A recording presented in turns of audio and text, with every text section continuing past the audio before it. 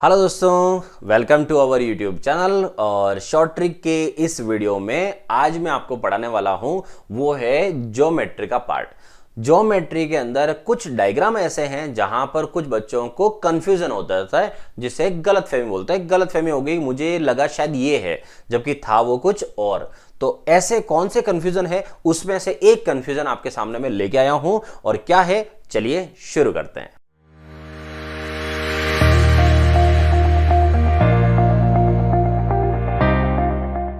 देखिए, यहां पर बना हुआ है एक शेप जो दोनों में सेम दिख रहा है आपको।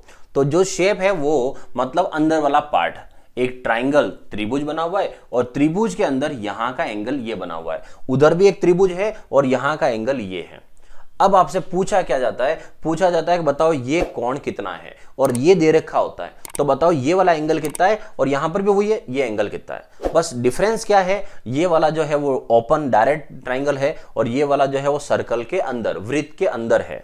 तो इसमें आंसर क्या है, तो मोस्टली लोगों को ये पता होता है स्टूडेंट को कि डबल होता है इसका आंसर। मतलब 40 वो है तो कितना होता है, 80 होता है। लेकिन मैंने क्या बोला, कंफ्यूजन ये है कि डबल कहां होता है।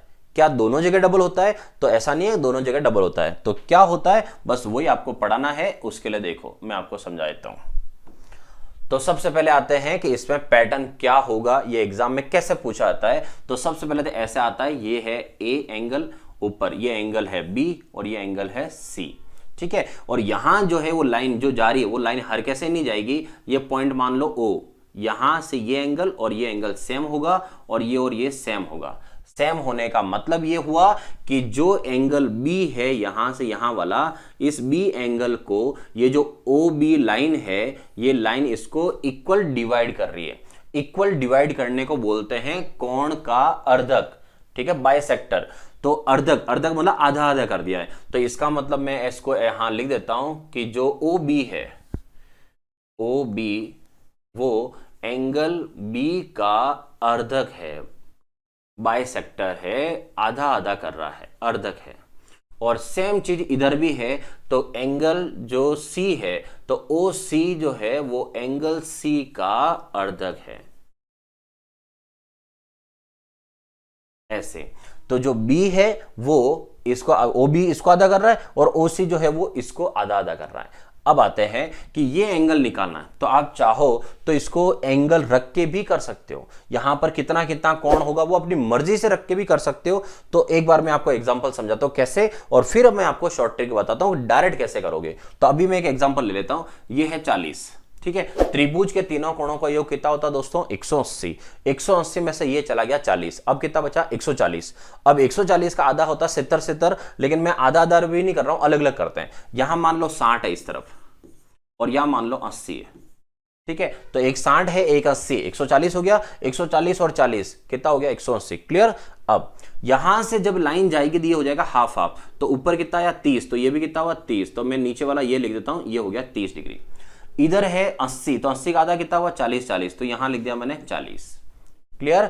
अब आप देखो कि यहां से यहां तक अपना जो ट्राइंगल बन रहा है ये वाला, तो बन तो ट्राइंगल ही रहा है। और ट्राइंगल में, त्रिभुज में तीनों कोणों का योग 180 होना चाहिए, चाहे वो त्रिभुज कितना ही छोटा क्यों नहीं हो। तो 180 डिग्री का योग बनेगा तीनों कोण। अपने पास बस अब ये एक ही बाकी रहा है, क्योंकि दो तो पता चल गए। तो ये 30 डिग्री है, वो 40 डिग्री है। कितना हो गया दोस्तों, 70 डिग्री। 70 डिग्री हो गया। त्रिभुज के तीनों कोणों का योग कितना होता है, 180 डिग्री। 180 डिग्री में से हमारे पास 70 डिग्री आ चुका है। इसका मतलब इसका आंसर कितना आएगा, 110 डिग्री। कितना बचा, 110। इसका मतलब इस एंगल की जो वैल्यू है यहां वाला, ये एंगल कितना हुआ, 110 डिग्री।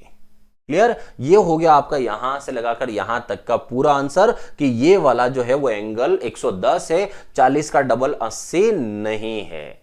तो अब आते हैं कि इसको डायरेक्ट कैसे निकालते उसके लिए। तो अब मैं आपको सिखा देता हूं डायरेक्ट कैसे निकालना है। कभी भी अगर त्रिभुज के अंदर इस तरह का पैटर्न बना हुआ आए कि ये अर्धक है और यहां का एंगल आपसे पूछे, तो आप क्या करना, 90 डिग्री प्लस जो ऊपर शीर्ष कोण होगा। ठीक है, ऊपर ही ऊपर जो कोण होगा, ये लिख देता हूं शीर्ष कोण। तो ऊपर ही ऊपर जो शीर्ष कोण है, उस शीर्ष कोण का आधा कर देना और इसके अंदर जोड़ देना। हो गया आपका सवाल।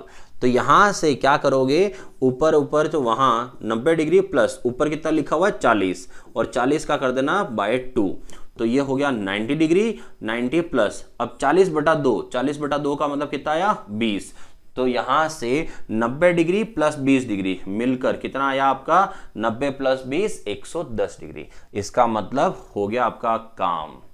तो जब भी कभी त्रिभुज अगर दे रखा हो और त्रिभुज के अंदर अगर आपसे चीज पूछी जाए कि बताओ ये कितना है, तो आप क्या करोगे 90 डिग्री में शीर्ष कोण का आधा करके जोड़ दोगे।